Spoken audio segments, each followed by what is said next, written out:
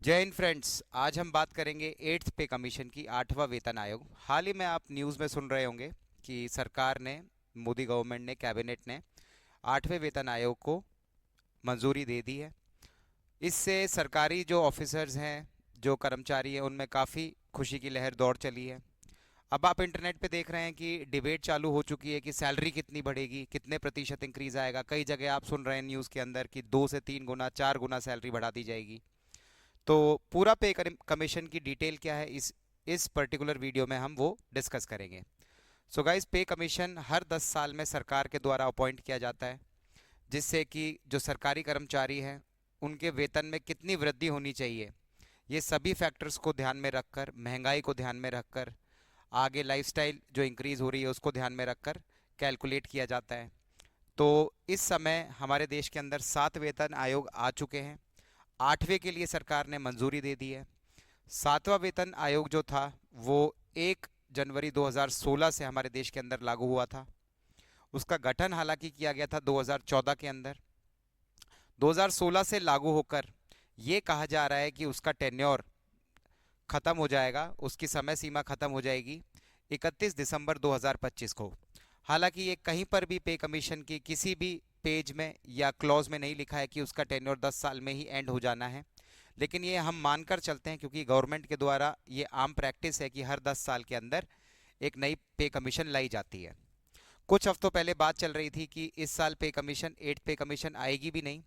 मोदी सरकार सोच रही है कि सरकारी कर्मचारी है उनकी सैलरी बढ़ाई जाए उनके परफॉर्मेंस बेसिस पर। बट इन सभी अटकलों को खारिज करते हुए मोदी सरकार ने एट्थ पे कमीशन के गठन की मंजूरी दे दी है। अब ये माना जा रहा है कि एट्थ पे कमीशन जो लागू होगी वो 1 जनवरी 2026 से होगी। हालांकि ये चीज़ कहीं पर भी मेंशन या क्लियर नहीं करी गई है। ये जस्ट हम मान रहे हैं कि 31 दिसंबर 2025 को 10 साल पूरे हो जाएंगे सातवें वेतन आयोग के, इसलिए 1 जनवरी 2026 से आठवां वेतन आयोग लागू हो जाएगा। बात करें छठे वेतन आयोग से लेकर सातवें वेतन आयोग में कितनी वृद्धि हुई, तो छठे वेतन आयोग में जो basic salary, minimum basic salary entry level government jobs की थी वो 7,000 रुपये प्रति महीना थी। हालांकि उसके अंदर समय समय पर डीए, एचआरए और अलाउंसेज ऐड किए जाते हैं। लेकिन सेवन्थ पे कमीशन लागू होते के साथ ही वो बेसिक सैलरी बढ़कर 18,000 हो गई।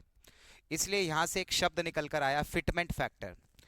इंटरनेट के माध्यम से आप चर्चा में ये शब्द फिटमेंट फैक्टर सुन रहे होंगे। क्या होता है ये फिटमेंट फैक्टर? कहा जाता है कि कितने प्रतिशत की वृद्धि आपकी बेसिक सैलरी में होती है वो कैलकुलेट करी जाती है फिटमेंट फैक्टर के माध्यम से। फिटमेंट फैक्टर को कैसे कैलकुलेट करते हैं? जो कमीशन बैठती है वो, महंगाई दर क्या चल रही है, मतलब कि इन्फ्लेशन कितना चल रहा है, आने वाले टाइम में महंगाई दर क्या रहने वाली है, हमारी इकोनॉमिक कंडीशन कैसी है, जो समाज की आज ज़रूरतें हैं वो कितनी हैं, उस हिसाब से फिटमेंट फैक्टर को कैलकुलेट किया जाता है।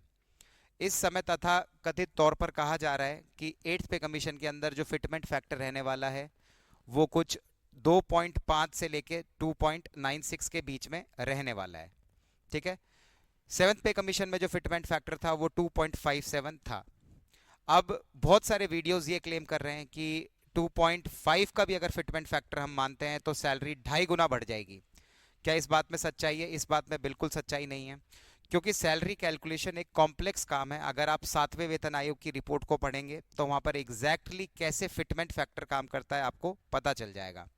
फिटमेंट फैक्टर का मतलब होता है, एक तरीके से जब हमारी सैलरी बढ़ना शुरू होती है, जैसे अगर आप ले लें 1 जनवरी 2016 को, तो आपकी जो सैलरी होगी वो बेसिक 18,000 वाले एम्प्लॉय की हम कंसिडर करते हैं, तो 18,000 सैलरी प्लस डीए उस समय 0% हो जाएगा और उसके अंदर एचआरए जुड़कर आपको नई सैलरी मिलेगी।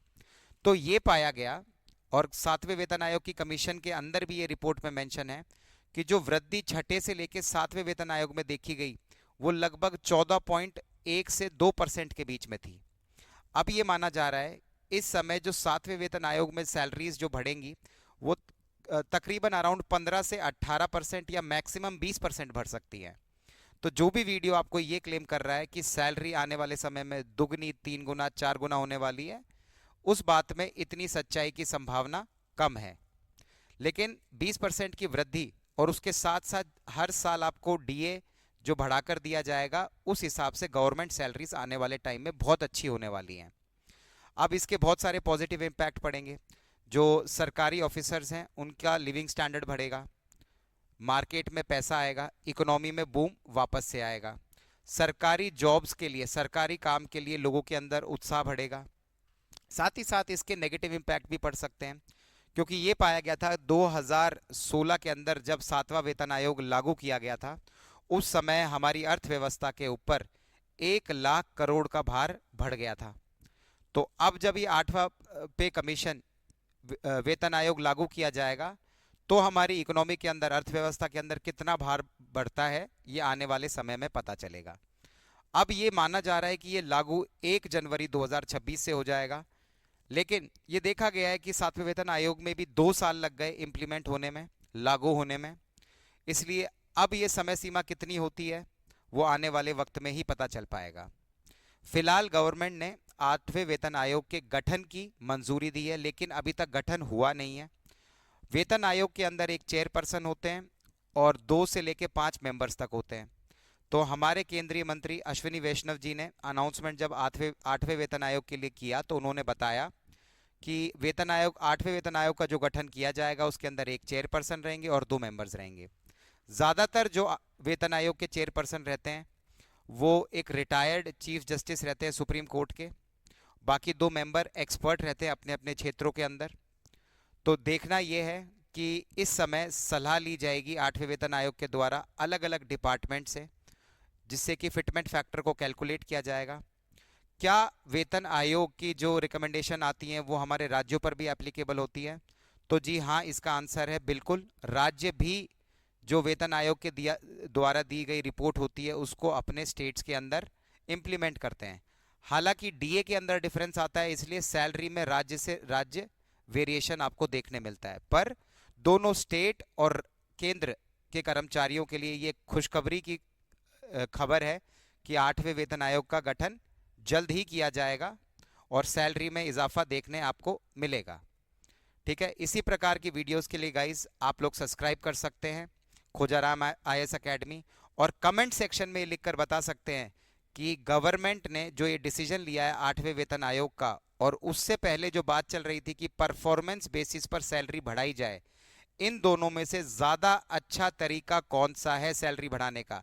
क्या परफॉर्मेंस बेसिस पे सैलरी बढ़नी चाहिए, या फिर 8वें वेतन आयोग के रिकमेंडेशन पर जो कि सीनियोरिटी के बेसिस पे होता है उस हिसाब से सैलरी बढ़नी चाहिए? तो कृपया अपना आंसर कमेंट सेक्शन में लिखकर बताएं और इस तरह के वीडियोस को फॉलो कीजिए खोजाराम आईएएस एकेडमी। Thank you.